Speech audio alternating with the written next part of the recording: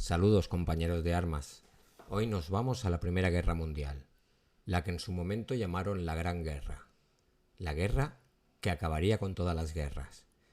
Esta es la guerra del Barón Rojo, de Lawrence de Arabia, de Galípoli o de Mata-Hari, pero hoy solamente veremos una pequeña parte, porque si nos metemos en ella a fondo, habría que dedicarle toda una serie de programas. Hoy nos iremos al frente más famoso, el frente occidental, a las famosas trincheras del norte de Francia. Vamos a visitar un paisaje posapocalíptico. Conoceremos cómo era la vida en las trincheras. Unas trincheras en las que vivieron los soldados 4 años, donde los que sobrevivieron fue solamente por una cuestión de suerte. Hoy visitaremos Ypres, el Somme o Verdún. Soy Tony de Melk y no olvidéis coger la máscara antigas. Antes de meternos en el follón del frente occidental, tenemos que explicar cómo se llega hasta este momento. Pensad que Europa no es como ahora. En 1914 había la mitad de los países que tenemos actualmente. Es la época de los imperios. Pero no todos los imperios están en la misma situación. Hay unos que crecen y otros que se desmoronan. El imperio alemán está en su mejor momento a todos los niveles. En su industrialización podemos decir que está al mismo nivel que Inglaterra. Ha crecido muchísimo, pero tiene un problema. Alemania llegó tarde al reparto de las colonias y vive encorsetada. Es un imperio al que los imperios más viejos como Inglaterra o Francia no la dejan crecer más. Y por otro lado, tenemos al Imperio Otomano, que se está cayendo a pedazos. En la zona de los Balcanes, varios países se han independizado de él. Bulgaria, Grecia, Serbia, Rumanía. Son países que acaban de nacer y quieren tener nuevas fronteras. Ampliar su territorio un poco más. Esto provocará una serie de guerras en la zona para delimitar hasta dónde llega la influencia de cada uno. Tened en cuenta todo esto porque aquí es donde comenzarán los problemas. Esta época es convulsa, pero no acaba de llegar la sangre al río respecto a lo que son las grandes potencias de Europa. Inglaterra, Francia, Alemania, el Imperio Austrohúngaro, Rusia, se están armando cada vez más y tejen alianzas ante la segura llegada de una guerra. Básicamente lo que pasará es que habrá dos equipos. Por un lado tenemos a Alemania, Austria-Hungría e Italia, conocidos como los imperios centrales o estados centrales, y por el otro lado tenemos a Francia, Inglaterra y Rusia, conocida como la Triple Entente. Es un sistema de alianzas de defensa mutua. Por ejemplo, si a uno de los países lo atacan, sus aliados entrarán en guerra para defenderlo. Y ahora vamos al lío. El 28 de junio de 1914, Franz Ferdinand, que es el heredero al trono de Austria-Hungría, está en Sarajevo de visita oficial. Sarajevo está en Bosnia, pero pertenece al Imperio Austrohúngaro. Serbia quiere anexionarse a esa zona, porque la mayoría de los que viven allí son serbios. Un grupo clandestino proserbio, formado por altos jerarcas serbios llamado la Mano Negra, atenta contra Franz Ferdinand y lo matan a él y a su esposa. Austria-Hungría le da un ultimátum inaceptable al gobierno serbio, y Serbia, al rechazar este ultimátum, Austria-Hungría le declara la guerra. Todo esto es mucho más complejo, pero es un breve resumen. Volvamos. Serbia, que es un país pequeñito, no puede hacerle sombra a Austria-Hungría, pero tiene un as en la manga. Tiene un aliado que es como un hermano protector, el Imperio Ruso. El Imperio Ruso se autodenomina a sí mismo como la patria de los eslavos, y los serbios que son eslavos.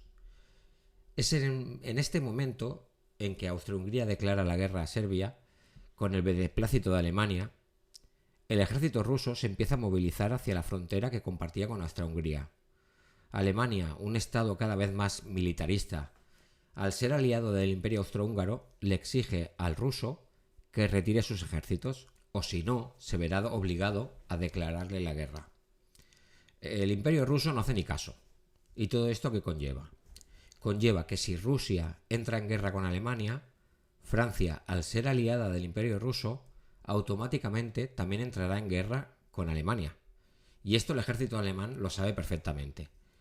Aparte que Alemania y Francia se tienen ganas. En 1870, en la guerra franco-prusiana, Alemania se anexionó a Alsacia y Lorena, cosas que los franceses no olvidan. Bueno, ¿Cómo está la situación? El tema es que Alemania y el Imperio Austrohúngaro están en guerra con el ruso. A la vez, Alemania le ha declarado también la guerra a Francia. Ya os he dicho que las fronteras de antes son muy distintas a como están hoy. En 1914 el Imperio Alemán tiene frontera directa tanto con Rusia, porque en este momento no existe Polonia, como con Francia. Por lo tanto, tiene un plan preparado para, en caso de entrar en guerra, un plan de ataque. Y este plan de ataque se llama el Plan Schlieffen.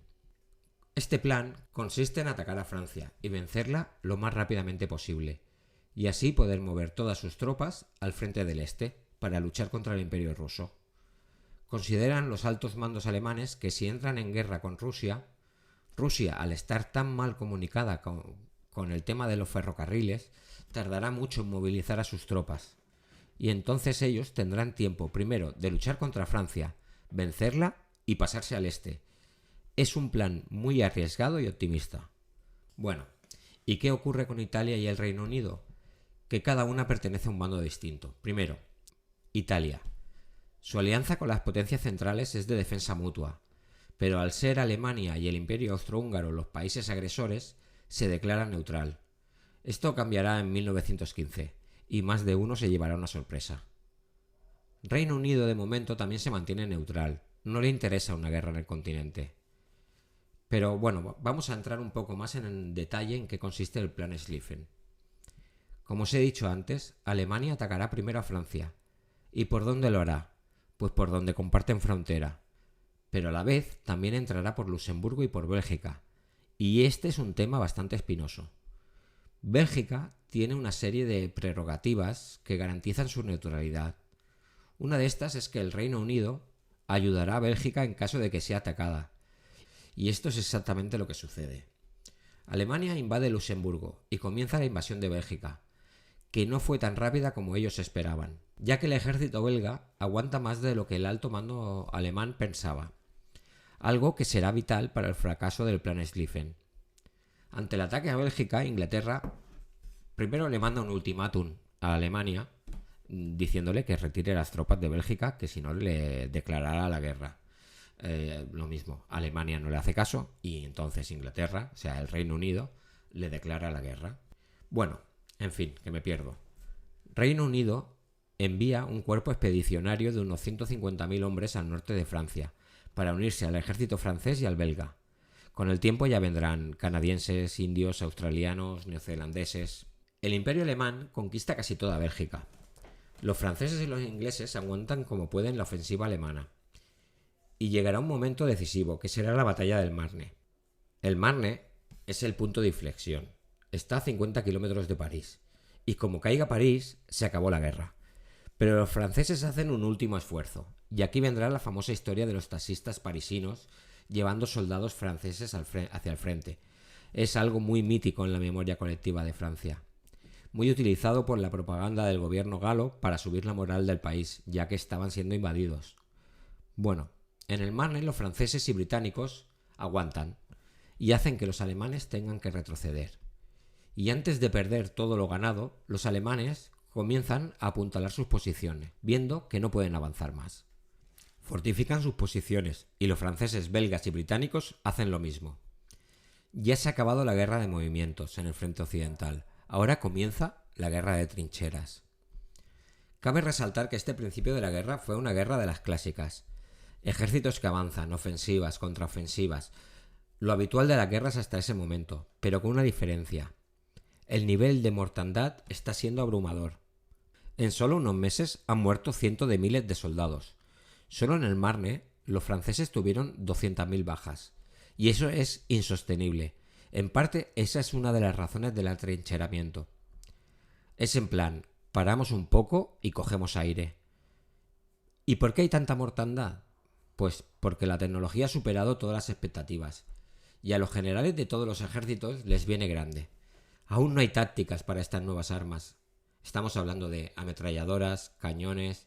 Son cañones que son mucho más precisos que los que habían antes. Y fusiles más rápidos y fiables. Antes era un disparo, vuelvo a cargar y tardaban muchísimo. Ahora no, ahora son fusiles que llevan a lo mejor 5, 6, 7, 8 balas. Las guerras anteriores eran aquellas tipo guerra de secesión americana o las napoleónicas. Soldados que avanzan andando con las bayonetas al frente. Los soldados franceses al principio de la guerra van con camisa azul marino y pantalones rojos. Eran blancos que se veían a cientos de metros, y por no hablar de los cascos, llevaban gorras de tela. Los ejércitos tuvieron que ponerse las pilas y fabricar ropa y cascos a cientos de miles. Estaban luchando como en el siglo XIX, pero con armas del siglo XX. Todo esto a los altos mandos les pilló con el pie cambiado, y será algo que les costará aprender. Ya estamos a finales de 1914 y el frente se ha establecido. Ocupa desde la frontera de Francia con Suiza hasta el Mar del Norte, unos 700 kilómetros de trincheras. El Imperio alemán, al ver fracasado su plan inicial, tiene que cambiar de táctica. Resistirán en la zona conquistada, a fin de cuentas han entrado en territorio francés. Controlan 10 departamentos de los más importantes y además, súmale Bélgica. Si nos quieren echar, que vengan ellos. De todas maneras, la guerra contra los rusos no va mal. Ya les han ganado un par de batallas. La famosa batalla de Tannenberg y la de los lagos Masurianos. Gracias a la batalla de Tannenberg, conoceremos a dos personajes que serán muy importantes en el devenir futuro de Alemania.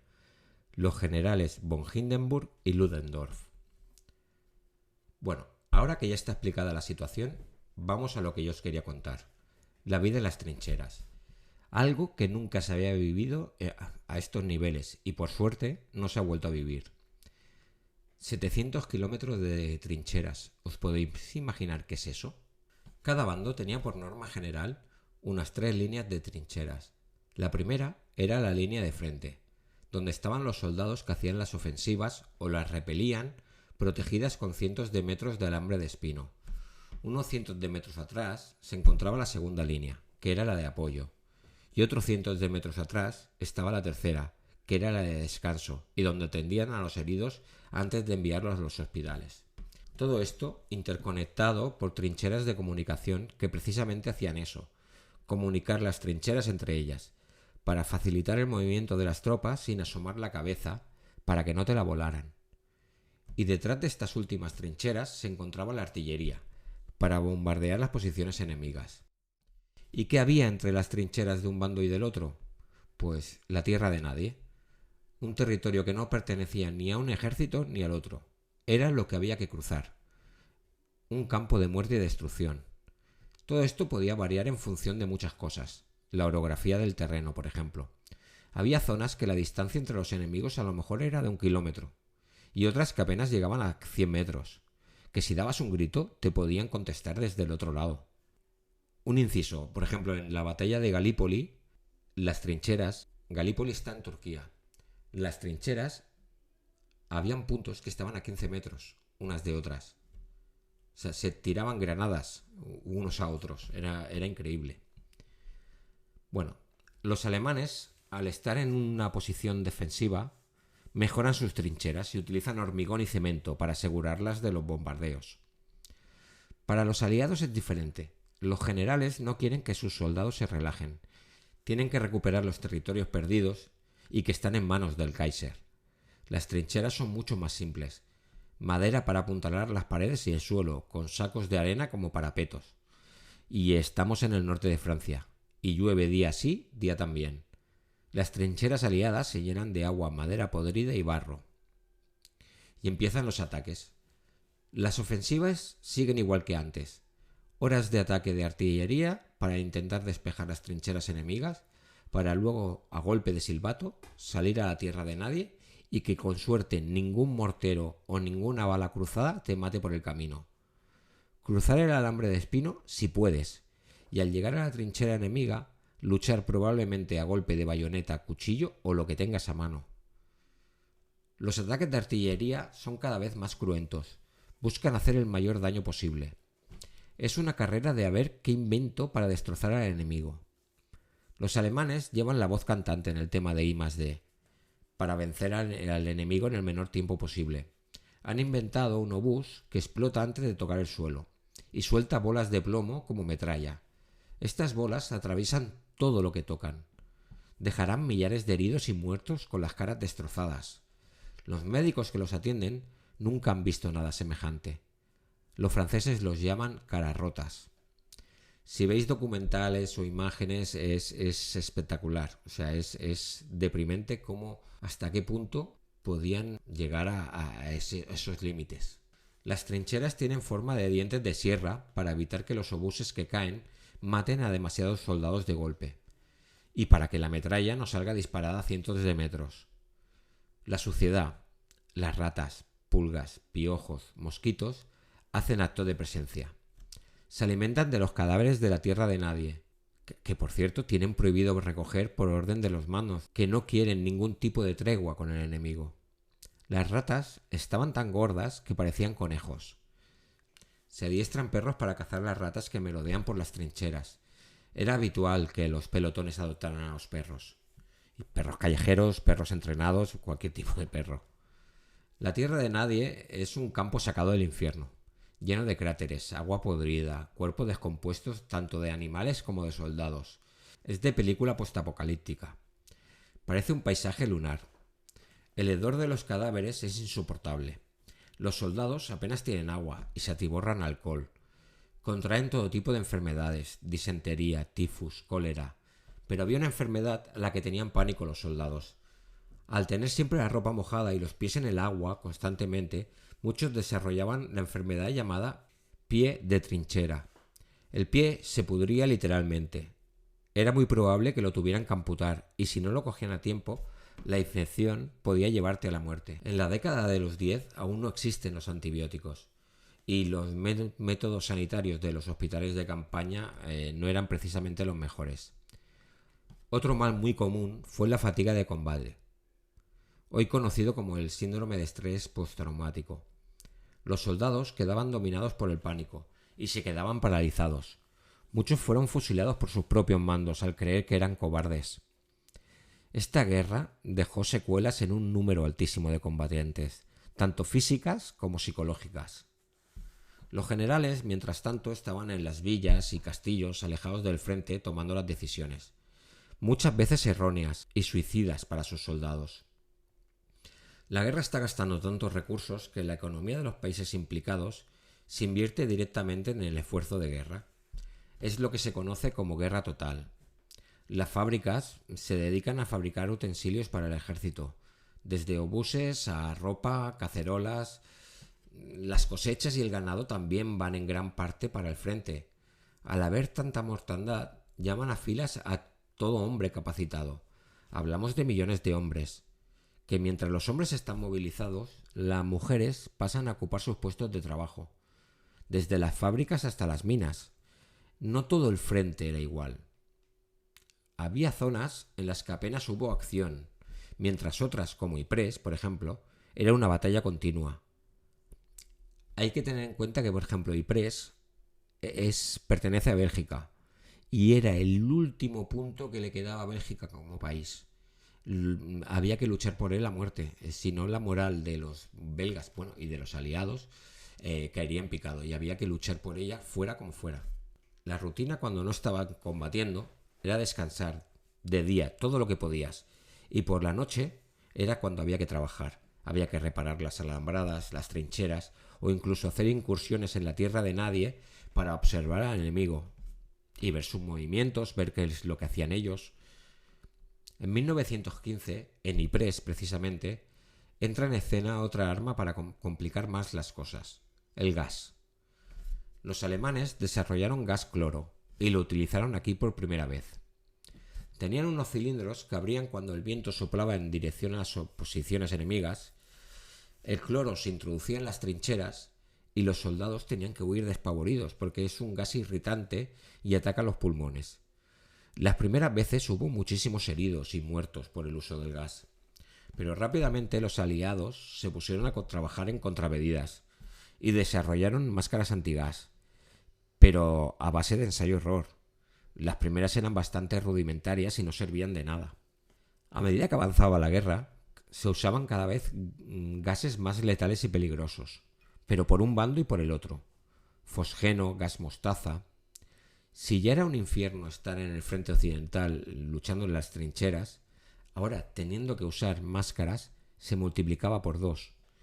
¿Os acordáis de las mascarillas cuando el COVID? Lo engorrosas que llegaba a ser llevarlas todo el día. Pues imagínate con este tipo de máscaras que te cubrían toda la cara, los ojos, todo, y jugándote la vida. Cada tipo de gas tenía unas características diferentes. Unos te atacaban la piel, otros los pulmones. Habían otros que te dejaban ciego durante meses. Hubo un cabo alemán, bueno, en realidad austríaco, que se quedó ciego en 1918 en un ataque de gas, aunque luego recuperó la visión, que seguro que os suena. Se llamaba Adolf Hitler. 1914 ya se empezaron a ver los primeros aviones, que como todo en esta guerra irá mejorando a medida que pasan los años. Al principio los utilizaban como observadores para vigilar las posiciones enemigas. Grandes pilotos se enfrentarán en los cielos de Flandes. Y hasta que no se inventó un sistema para que el piloto pudiera disparar una ametralladora, se disparaban con pistolas. Nombre con von Richthofen, el famoso Barón Rojo, Hermann Göring, que luego fue el número 2 del Tercer Reich nazi, o Roland Garros, el del tenis, que torneo tiene este nombre porque se lo dedicaron. Fueron ases de esta aviación en esta guerra. Y no nos olvidemos de los mineros. Excavaban túneles desde sus trincheras hasta la de los enemigos y colocaban cargas de dinamita que hacían que saltaras por los aires.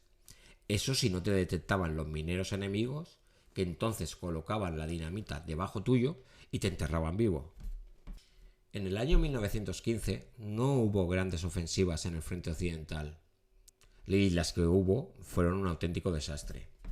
Y a finales de año, los aliados, en la conferencia de Chantilly, tomaron la decisión de hacer una gran ofensiva anglo-francesa en el Somme, para poder desahogar el frente del este, que los alemanes quiten tropas de allí y así ayudar a Rusia. Pero los aliados no tuvieron en cuenta que los alemanes tenían sus propios planes. El 21 de febrero de 1916, la artillería pesada alemana ataca las posiciones francesas de Verdún. Verdún son una serie de fuertes en el nordeste que son la niña bonita de Francia. Unos fuertes que los franceses consideran inexpugnables, y es un ataque que les coge por sorpresa.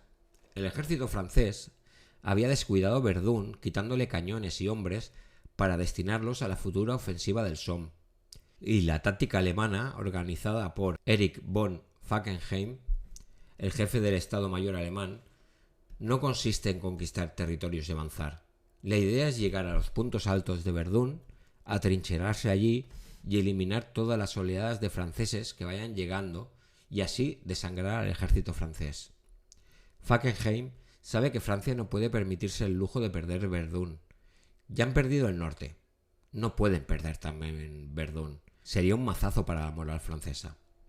Después de 10 horas de bombardeo en las que se lanzaron, ojo a esto, 1 millón de obuses, los soldados alemanes comenzaron el ataque y en pocos días consiguieron gran parte de lo que querían.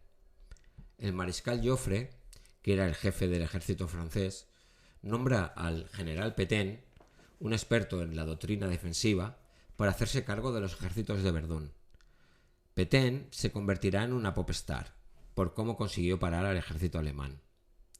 Pétain, en la Segunda Guerra Mundial, pasará de héroe a villano en solo 6 semanas, cuando como responsable del ejército francés llegue a un acuerdo con los nazis y pase a ser el mandamás del Estado fascista de la Francia de Vichy. Hay que reconocer que Pétain en Verdún tuvo mucho mérito, pero también ocurrió algo que le ayudó muchísimo, que fue ya la ofensiva del Somme. Francia presionó a los británicos para que aceleraran el ataque, así poder aguantar el empuje alemán, ya que los alemanes tendrían que sacar tropas de Verdún para reforzar el Somme. En Verdún los alemanes se sacaron otro conejo de la chistera, el lanzallamas, un arma que hacía que los franceses entraran en pánico. Llegaban a una trinchera y el que portaba el lanzallamas achicharraba todo lo que hubiera dentro. Los franceses aprendieron rápido que en caso de ataque germano, al primero que había que disparar era el del lanzallamas. En cuanto le daban al depósito, el tipo se quemaba a lo bonzo.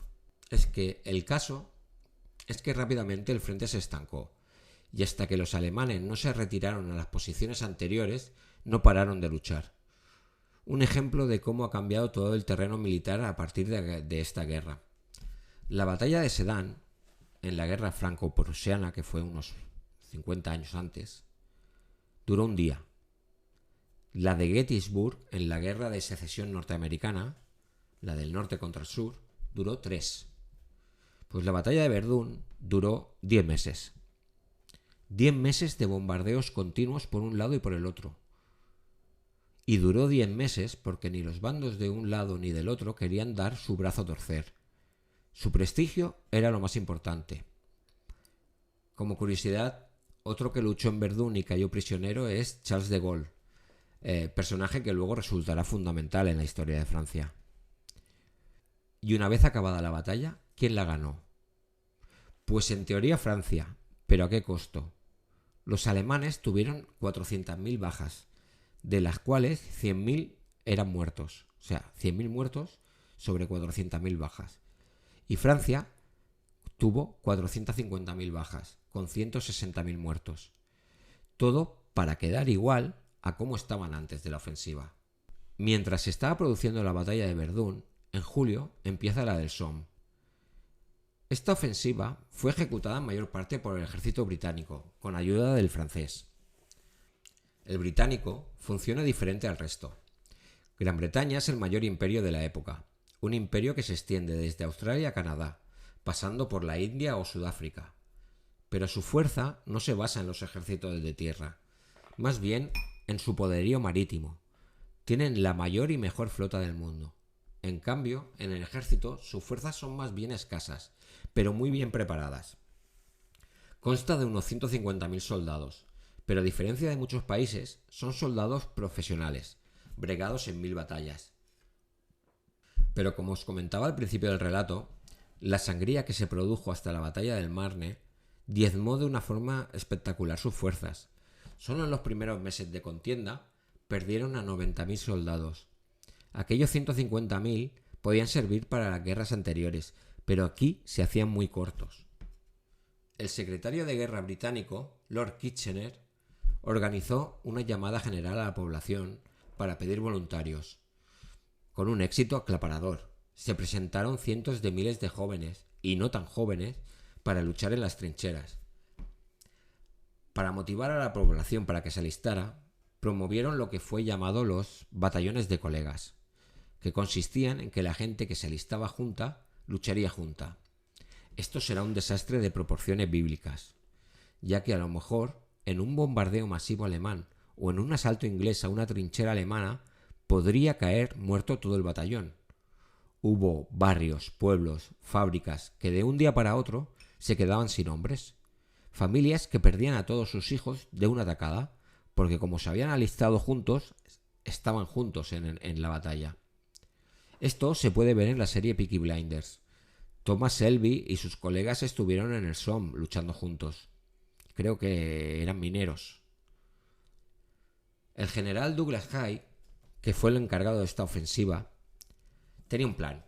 Y el plan era romper las líneas alemanas y adentrarse todo lo que pudieran en territorio controlado por los germanos. Y así poder volver a la guerra de movimientos. Aviso spoiler. Le salió fatal, como casi todas las batallas que hubo en este frente. Durante las semanas previas a la ofensiva, había un trajín de vehículos, hombres, cañones, para acumularlo todo en la zona delimitada para el ataque. Si querían atacar por sorpresa, esa no fue la mejor manera, ya que los alemanes, al ver todo ese movimiento, comenzaron a fortificar sus posiciones y prepararse a conciencia por lo que podía venir. El ejército alemán, al perder la batalla del Marne y recular para crear una línea defensiva, no fueron tontos y escogieron los mejores sitios, las zonas altas. Desde la altura siempre se controla mejor y es mejor para defender.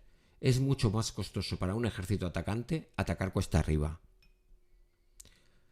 En la batalla de Verdún hubo un bombardeo previo de 10 horas, pues en el del Somme fue de una semana. Habéis oído bien, una semana de bombardeo continuo sin parar, para matar y destrozar todas las defensas germanas. Unos bombardeos que se escuchaban desde Londres, A los soldados británicos se les prometió que aquello sería un paseo militar, que no debían preocuparse por las defensas, ya que la artillería no habría dejado títere con cabeza y las alambradas estarían desintegradas. Los soldados debían salir en línea y andando, ya que portaban 30 kilos de peso, para una vez en la trinchera enemiga repararla y afianzar la posición. Mientras, en el lado alemán, cuando dejaron de caer bombas, salieron de los búnkers donde se estaban protegieron y volvieron a toda prisa a sus posiciones, porque sabían que el ataque sería inminente. Los soldados británicos salieron a golpe de silbato, y lo que pasó fue una auténtica carnicería. No podían correr, el peso se lo impedía, y las ametralladoras y bombas alemanas barrieron a los pobres soldados ingleses que apenas pudieron llegar a la primera trinchera. Ese primer día pasará a la historia británica como el día más aciago de su historia militar. En este primer día morirán 20.000 soldados británicos. 20.000 el primer día. Para hacernos una idea de la catástrofe, el famoso día D, el del desembarco de Normandía, el de la película de Salvar al soldado Ryan, murieron 2.500 soldados. Pues de los británicos en este ataque murieron 20.000. Si los alemanes eran unos cracks en innovación tecnológica, en el Somme los ingleses sacaron a relucir su ingenio también. El tanque, a ver, si lo veis ahora parece de juguete, pero en su momento era el no va más. Y al principio no le fue demasiado bien a los británicos. Se estropeaban bastante, pero lo bueno que tenían es que les estaban infundiendo terror a los germanos. Luego ya le empezarán a sacar partido al juguete nuevo. Como curiosidad, aquí también luchó un joven Tolkien, el del Señor de los Anillos. Más que probable que las batallas de la Tierra Media se inspirara en lo que vivió aquí. Como pasó en el resto de batallas de este frente, la cosa se estancó, y se le da el final en noviembre de ese mismo año. Duró alrededor de 5 meses. Tuvieron más de 500.000 de bajas, tanto alemanes como británicos, y súmale 200.000 franceses. Cuando digo bajas se resuman heridos y muertos. Y al final de la batalla, los ingleses consiguieron avanzar la friolera de 11 kilómetros en el frente.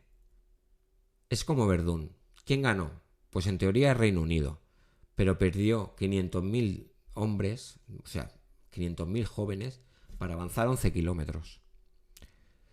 Lo que sí que consiguió es que los alemanes se replantearan sus estrategias. Esta sangría continua, Alemania no se la podía permitir. Tanto Reino Unido como Francia tenían colonias de donde sacar gente para seguir la lucha. Ellos tenían lo que tenían y se estaban desangrando. A todo esto hay que sumarle que hay muchos más frentes. Inglaterra la está sometiendo a un embargo marítimo que ya empieza a hacer mella en Alemania. Total, que se repliegan unos 50 kilómetros para hacer el frente más pequeño y tener a sus fuerzas más concentradas. En 1917, los franceses intentaron unas ofensivas por orden del general Nivelle, que sustituyó a Joffre en el mando después de la batalla de Verdún. Estas ofensivas diezmaron en gran cantidad a la tropa francesa. Esto lo que provocó es que hubieran una serie de motines entre las tropas. Los soldados ya llevaban 3 largos años de guerra y estaban hartos. Se habla de casi 40.000 que se niegan a obedecer órdenes.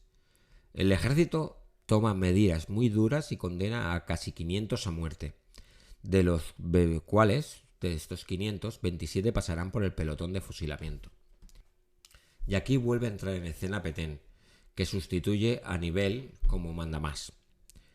Mejorará la vida diaria de los soldados. Otorgará más permisos, mejores raciones. Esto hará que los motines ya dejen de ocurrir.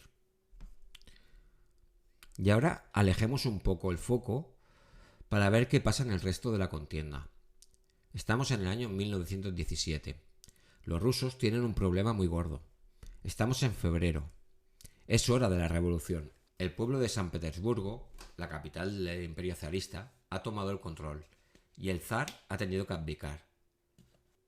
Continúan en la guerra, pero el empeño ya no es el mismo. Esto a sus aliados Francia y Reino Unido les viene como que mal. Al igual que Inglaterra está bloqueando a Alemania, los germanos intentan hacer lo mismo con los ingleses. pero como ellos no tienen el poderío naval anglosajón, lo supeditan todo a la guerra submarina.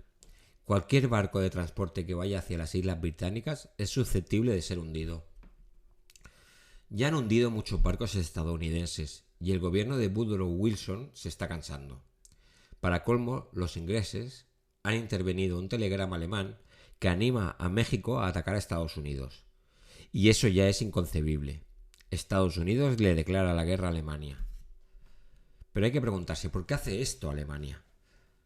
Pues porque para los germanos la guerra se les está haciendo muy cuesta arriba y saben que tarde o temprano Estados Unidos entrará por parte de los aliados. Necesita que se entretengan con otras cosas antes de venir a Europa. Por eso intentan que México ataque a Estados Unidos. México no hace ni caso. Ya en julio empiezan a llegar a Europa las primeras tropas estadounidenses, que ya hay bastantes canadienses en el conflicto. En octubre comenzarán a entrar en combate. Esto supondrá un gran golpe para la moral de la tropa alemana. Imaginad un boxeador que lleva 10 asaltos peleando duro, que tiene la cara reventada y está cansado. Pues ahora imagina la cara que se le queda cuando ve que su contrincante sale del ring y entra otro nuevo dispuesto a seguir la pelea. No es bien esto, porque en ningún momento los franceses y los ingleses abandonan la lucha, pero es para hacernos una idea de cómo se tienen que sentir los soldados alemanes. Y en octubre los bolcheviques se hacen con el poder en la madre Rusia y llegan a un acuerdo con los alemanes en los acuerdos de Brest-Litovsk para retirarse de la guerra. Los rusos ceden terrenos. En este frente el imperio alemán ha salido victorioso. Ya pueden enviar todas las tropas que estaban destinadas allí al frente occidental. Fue la única buena noticia en este final de la guerra. El último año de la guerra, Ludendorff es enviado al frente occidental para que se haga cargo de la situación. Ludendorff es aquel general que junto con Hindenburg habían triunfado al principio de la guerra derrotando a los rusos en Tannenberg. Ludendorff tiene un ego que no le cabe en el pecho y piensa que ahora que está al mando se puede ganar la guerra. Se ingenia la ofensiva definitiva, la Kaiserlacht, o como se conoció en Occidente, la ofensiva de primavera. Se trataba de derrotar a las tropas aliadas antes de que el grueso de la tropa estadounidense llegara a Europa. Ahora mismo Estados Unidos tiene sobre el terreno 184.000 soldados, pero vienen en camino muchos cientos de miles más. Esta ofensiva es la última bala que le queda al Segundo Reich. Al principio de la ofensiva les va bastante bien, pero al ganar terreno, las líneas de suministros se alargan y cada vez tienen menos tropas y menos suministros. No tardarán los aliados en poner otra vez las cosas en su sitio. Y en el interior de Alemania todo se desmorona. La gente pasa hambre, debido al embargo británico. Las tropas navales de Kiel casi se sublevan. Están a un paso de una revolución socialista. Y encima los aliados comienzan la ofensiva de los 100 días, que es bastante exitosa. Los alemanes entran en razón y saben que es imposible ya ganar esta guerra. Se establecen conversaciones de paz y acuerdan que el armisticio entre en vigor el día 11 de noviembre a las 11 horas. Se ha acabado la Primera Guerra Mundial, la Gran Guerra, la guerra que había de acabar con todas las guerras. Pero como sabemos todos, no fue así. En Twitter, @melcaniano, con K. Se acabó el tema de hoy, espero que os haya gustado. Alemania resultó la gran perdedora de esta guerra, pero con una curiosidad: nunca, en ningún momento de la guerra, ni británicos ni franceses pusieron un pie en Alemania. Toda la contienda del frente occidental pasó en tierras francesas y belgas. ¿Y por qué Alemania perdió esta guerra? Hay muchos motivos, pero es que parece que tanto Francia como el Reino Unido tienen recursos infinitos, tanto de hombres como de material. Otro motivo podría ser, aunque hoy no lo hemos tocado porque nos hemos concentrado en este frente, es la mala calidad, por decirlo de alguna manera, de sus aliados. Tanto el Imperio Austrohúngaro como el Imperio Otomano fueron más una rémora que una ayuda. Alemania tuvo que destinar muchas de sus tropas a frentes que no le correspondían para aguantar el tipo y que no se desmoronaran. De esto Alemania no aprenderá y le pasará lo mismo en la Segunda Guerra Mundial, que a fin de cuentas es la heredera directa de esta guerra. Otro motivo es que Alemania parece que solo busca enemigos. Tuvo enemigos innecesarios, se metía en todos los jardines. Bueno, vamos a ver las cifras del conflicto. Estas son generales, no son solamente del frente occidental, aunque solo os comento la de los países que lucharon en las trincheras de Francia. Alemania, un poco más de 7 millones de bajas, 1.775.000 muertos. Francia, algo más de 6 millones de bajas, con 1.400.000 muertos. Reino Unido, 3,2 millones de bajas, con 1 millón de muertos. Estados Unidos, 326.000 bajas con 117.000 muertos. Y además que enseguida llegó la gripe española, que acabó con más de 10 millones de personas en Europa. Pero ese es otro tema que veremos otro día. Bueno, ¿y qué significó esta guerra? Pues fue un cambio de paradigma. Antes de 1914 la guerra era cosa del campo de batalla. No siempre era así, pero esa era la concepción que se tenía. Los soldados que partieron al frente en 1914 iban contentos creyendo que todo se arreglaría en un combate y en Navidad todos a casa. Nada más lejos de la realidad. Ni duró 4 días ni se pegaron 4 tiros. Fue una guerra industrial. Toda la sociedad se estructuró como una fábrica. Unos fabrican en retaguardia y otros los utilizan en el frente. El nivel de destrucción era tal que los campos de batalla, la tierra de nadie, eran paisajes lunares. Esta guerra está considerada como la peor de la historia para las tropas de infantería. 70% de los muertos fueron por ataques de artillería. Eso quiere decir que la gente moría muchas veces sin luchar y en cualquier momento podía caer un obús al lado tuyo y adiós muy buenas. Os recomiendo unas cuantas películas, 1917 y Sin novedad en el frente. Tratan el tema de las trincheras desde el punto de vista inglés y el alemán respectivamente. Si os fijáis en 1917, veréis lo diferente que eran las trincheras de un bando y del otro. En el tema de los motines tenéis la película de Stanley Kubrick, Senderos de Gloria, una película que estuvo prohibida en Francia hasta 1975. En tema de documentales, los de Apocalipsis. Si ponéis eso en YouTube, Apocalipsis Primera Guerra Mundial, veréis que hay 6. Son muy recomendables. Os dejo mis redes abajo. Ya sabéis, like y comentar si os gustaría que hablara más sobre la Primera Guerra Mundial. Es que hay muchísimos frentes, se puede explicar 20.000 historias distintas. Y antes de acabar os voy a hablar de un par de detalles que hacen que no se pierda o que yo no pierda toda la fe en la humanidad. En 1914, en los días de Navidad, mientras en las trincheras cantaban villancicos, escucharon como en el lado enemigo cantaban los mismos villancicos, aunque en otro idioma. Eso provocó que soldados de uno y otro lado salieran de sus trincheras con banderas blancas y confraternizar con el contrario. Se hacían fotos, intercambiaban tabaco, incluso jugaron partidos de fútbol en la tierra de nadie. Los mandos entraron en cólera y a partir de entonces en Navidad siempre se bombardeaba al enemigo para evitar este tipo de acciones. Otro detalle es que a veces por iniciativa propia los soldados hacían treguas sin que se enteraran los altos mandos para poder recoger a sus heridos y muertos. Esto sale reflejado en la película Passchendaele, la podéis encontrar en YouTube. Así que un abrazo y a cuidarse. Perdón, una cosa. Por último, me gustaría hablaros de una historia muy bonita. Las amapolas del frente. En 1915, un teniente coronel médico canadiense, John McRae, estaba muy afectado por la muerte de un amigo suyo en la segunda batalla de Ypres. Y al ver cómo crecían las amapolas junto a las cruces de los caídos, escribió un poema. Este poema gustó tanto a los soldados que habitualmente los recitaban en sus momentos de descanso. Pues después de la guerra, Moina Michael, una profesora, observó que muchos de los discapacitados y veteranos de guerra estaban en situaciones precarias y decidió confeccionar amapolas de tela y venderlas para ayudarlos. Esta idea cuajó y desde entonces, cada 11 de noviembre en los países de la Commonwealth, se venden amapolas de tela que se pone la gente en la solapa para recordar a los caídos. Y cada 11 de noviembre a las 11 de la mañana se guardan 2 minutos de silencio. En los campos de Flandes las amapolas se mecen entre las cruces. fila sobre fila, que marcan nuestro sitio, y en el cielo las alondras, aun cantando abrazadas, vuelan sin oírse apenas entre los cañones. Somos los muertos.